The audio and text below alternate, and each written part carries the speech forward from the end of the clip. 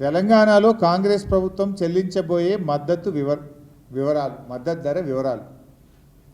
ఇందులో వరి ధాన్యం 2683, ఇది కాంగ్రెస్ పార్టీ వాగ్దానం. మొక్కజొన్న 2200, కందులు 6700, సోయాబీన్ 4400, పత్తి 6500, మిర్చి 15000, పసుపు 12000, ఎర్రజొన్నలు 3500, చెరుకు 4000, జొన్నలు 3050. ఇది కాంగ్రెస్ వాగ్దానము అని వాళ్ళ మేనిఫెస్టోలో చాలా స్పష్టంగా చెప్పారు. ఇక్కడెక్కడ సన్న రకం వడ్లను రాయలేదు కదా, వరి ధాన్యము అన్నారు. వరి ధాన్యం అన్నప్పుడు అన్ని రకాల వరి కొనాలి కదా. ఇవాళ మాట మార్చి మరి మేనిఫెస్టోలో ఆ రోజే రాయనుంటారు సన్న వడ్లు మాత్రమే అని బ్రాకెట్లో పెట్టాల్సి ఉండే, సన్న వడ్లకు మాత్రమే బోనస్ ఇస్తామని చెప్పాల్సి ఉండే. ఆ రోజు మాత్రం వరి ధాన్యము అని చెప్పారు. కానీ ఇవాళ నిజంగా అది అమల్లోకి వచ్చేసరికి పండని వడ్లకు, అసలు సన్నాలు యాసంగిలో పండై 99% పండేటి దొడ్డు వడ్లే.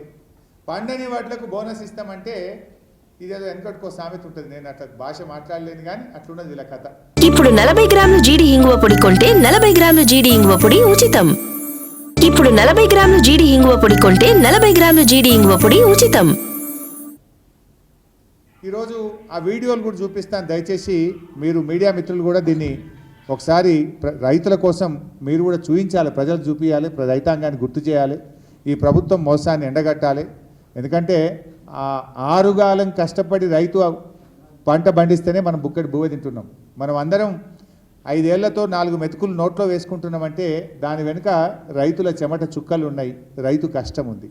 ఆ రైతును ఈ ప్రభుత్వం మోసం చేస్తూ ఉంటే ఆ రైతుకు అండగా బుద్ధిజీవులం, మేధావులు, జర్నలిస్టులు, ఇవాళ ప్రధాన ప్రతిపక్షంగా మనందరం కూడా ఆ రైతులకు అండగా నిలవాల్సిన అవసరం ఉంది. ఆ రోజు ఎన్నికల్లో రేవంత్ రెడ్డి గారు ఏం చెప్పారు, భట్టి గారు ఏం చెప్పారు, ప్రియాంక గారు ఏం చెప్పారు, రాహుల్ గాంధీ గారు ఏం చెప్పారు, 4 వీడియోలు మీ ముందు ఉంచుతాను. 1960 రూపాయలున్న వరి కనీస మద్దతు ధరకు మించి 2500తో వడ్లు కొనే బాధ్యత, 2500కు క్వింటాల్ వడ్లు కొనే బాధ్యత కాంగ్రెస్ పార్టీ తీసుకుంటుంది. అదేవిధంగా మొక్కజొన్న గిట్టుబాటు ధర రాక రైతులు చనిపోతున్నారు. ఇవాళ కనీసం మద్దతు ధర 1870 రూపాయలు ఉంది. కాంగ్రెస్ అధికారంలోకి వచ్చి 2200 రూపాయలకు మొక్కజొన్న కొనుగోలు చేస్తుంది. వరి పండించేటువంటి రైతులకి వరి పంటకి క్వింటాల్కి 500 రూపాయలు అదనంగా బోనస్ ని ప్రకటిస్తా ఉన్నారు.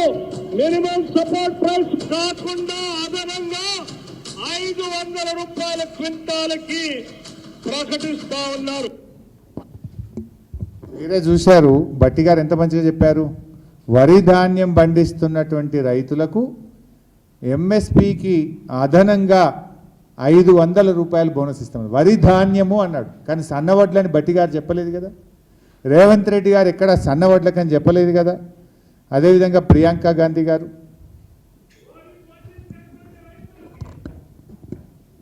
వరి పంటకి క్వింటాల్కి 500 రూపాయలు అదనంగా బోనస్ ని ప్రకటిస్తా ఉన్నారు. धान पर आपको 500 रुपए प्रति क्विंटल आपको बोनस मिले. ప్రతి రైతన్నకు, సన్న వడ్లు పండించిన రైతన్నకు క్వింటాలకు 500 రూపాయల బోనస్ ని ఈ వచ్చే సీజన్ నుంచి ఇవ్వాలని ప్రియాంక గారు 500 బోనస్ ఇస్తామన్నారు, భట్టి గారు 500 బోనస్ ఇస్తామన్నారు.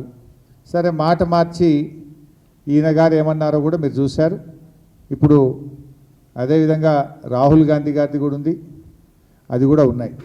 సో ఈరోజు మేము అనేది ఏంటంటే ఆ రోజు ఎన్నికల ముందు వడ్లకు 500 బోనస్ అని చెప్పి ఆ రోజు సన్నాలనేటువంటి కొరి పెట్టలే, మేనిఫెస్టోలో రాయలే. వరి ధాన్యానికి 500 రూపాయలు ఎంఎస్పికి అదనంగా బోనస్ ఇస్తామన్నారు.